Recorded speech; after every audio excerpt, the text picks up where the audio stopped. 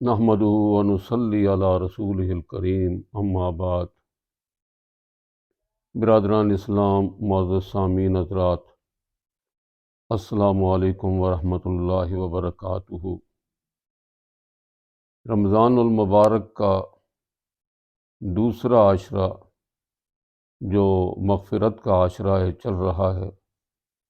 2-3 دنوں کے بعد تیسرا عشرہ شروع ہونے والا ہے، جو کہ جہنم سے خلاصی کا عشر ہے۔ میں آج کے اس مختصر بیان میں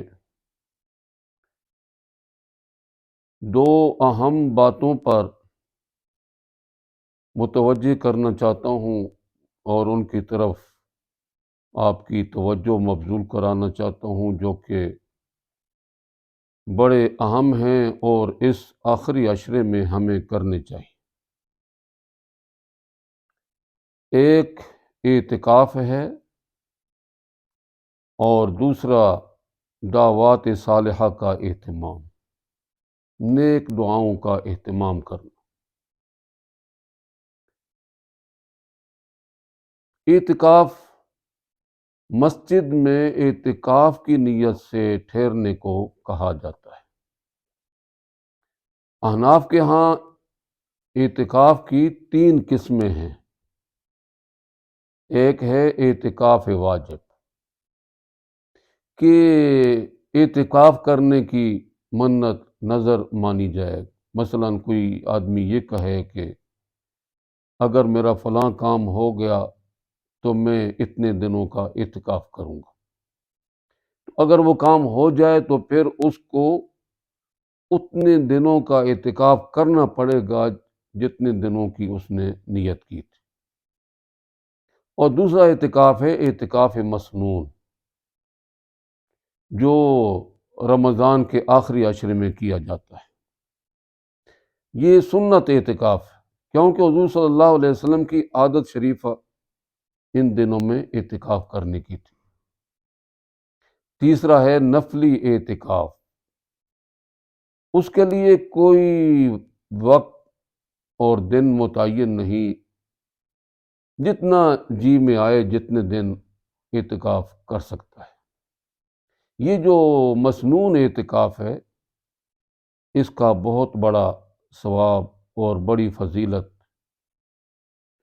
اس سے زیادہ اور فضیلت کیا ہوگی کہ جناب نبی کریم صلی اللہ علیہ وسلم نے ہمیشہ پوری زندگی اس کا اہتمام کیا۔ ایک سال کسی عذر سے رہ گیا تو اگلے سال 10 دنوں کی بجائے 20 دنوں کا اعتکاف فرمایا۔ معتکف کی مثال اس آدمی کی طرح ہے جو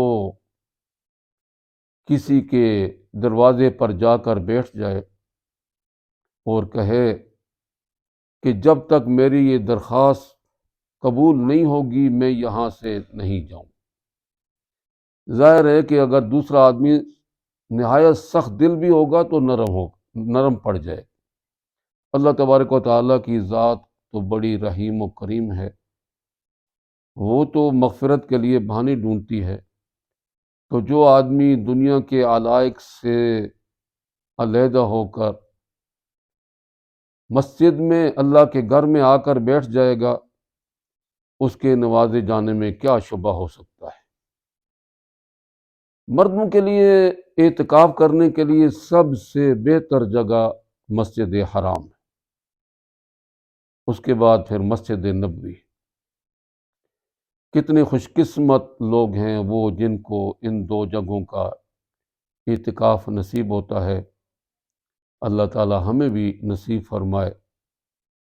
اس کے بعد پھر مسجد اقصیٰ کا اعتکاف، جو ہمارے شامت اعمال کی وجہ سے آج کل اسرائیل کے قبضے میں ہے۔ فلسطین کے مجاہدین اس کو ان سے آزاد کرانے میں جہاد کر رہے ہیں، اللہ تعالیٰ ان کو کامیابی عطا فرمائے۔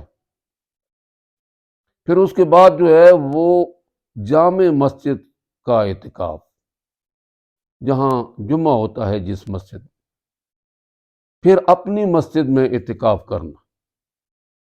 لیکن امام ابو حنیفہ رحمۃ اللہ علیہ کے نزدیک اعتکاف کے لیے یہ شرط ہے کہ جس مسجد میں اعتکاف کرے وہاں 5 وقتہ جماعت ہوتی ہو اور جماعت کے ساتھ نماز پڑھی جاتی ہے۔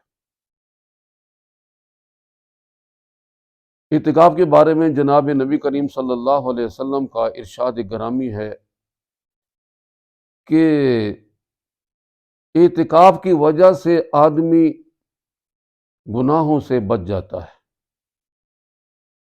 اور اس کے لیے اتنی نیکیاں لکھی جاتی ہیں جتنا کرنے والے کے لیے لکھی جاتی۔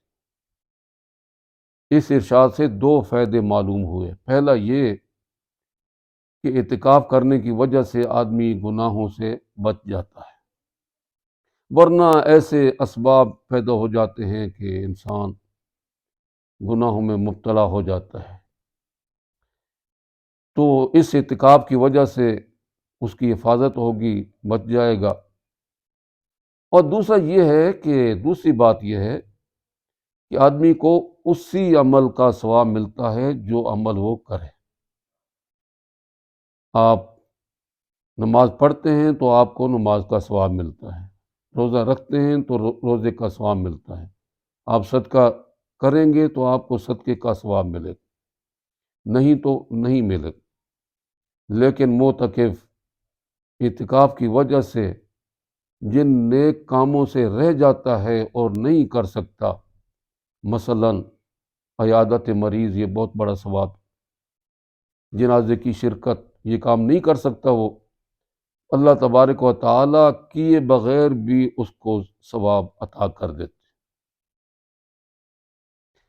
ایک اور حدیث میں حضور صلی اللہ علیہ وسلم ارشاد فرماتے ہیں کہ جو آدمی اعتکاف کرتا ہے اللہ تبارک و تعالیٰ اس کو 2 حجوں اور 2 عمروں کا ثواب عطا کرے۔ کتنی بڑی عظیم دولت۔ اور دوسری اہم بات جو میں متوجہ کرنا چاہتا ہوں وہ یہ ہے کہ نیک دعاؤں کا اہتمام کیا جائے۔ یہ دعا جو ہے یہ خود عبادت ہے۔ ایک حدیث میں حضور صلی اللہ علیہ وسلم فرماتے الدعاء هو العبادہ، دعا عبادت ہے۔ اور ایک اور حدیث میں فرمایا الدعاء مخ العبادہ، دعا عبادت کا مغز اور نچوڑ ہے۔ اس لیے کہ عبادت کا مقصد جو ہے وہ اپنے عاجزی کا اظہار کرنا ہوتا ہے، اور دعا مانگنے والا بھی ہاتھ اٹھا کر اللہ کے سامنے عاجزی کرتا ہے، عرض کرتا ہے کہ یا اللہ میرے کرنے سے کچھ نہیں ہوتا، جو تو کرتا ہے وہی ہوتا ہے۔ اور ایک حدیث میں فرمایا کہ یہ جو دعا ہے یہ مومن کا ہتھیار ہے۔ جس طرح ہتھیار کے ذریعے آدمی دشمن کے حملوں سے محفوظ رہتا ہے، اسی طرح دعا کے ذریعے آفات سے، مصائب سے، پریشانیوں سے انسان بچا رہتا ہے۔ اس لیے ہمیں چاہیے کہ ان دنوں میں یہ جو آخری عشرہ کے دن ہیں، بالخصوص رمضان کے آخری اوقات، ان میں دعاؤں کا اہتمام کریں، اپنے لیے، اپنے اعزاء اقارب کے لیے، اپنے وطن عزیز کے لیے، پوری امت مسلمہ کے لیے، بالخصوص فلسطین کے مسلمانوں اور مجاہدین کے لیے، کہ اللہ تبارک و تعالیٰ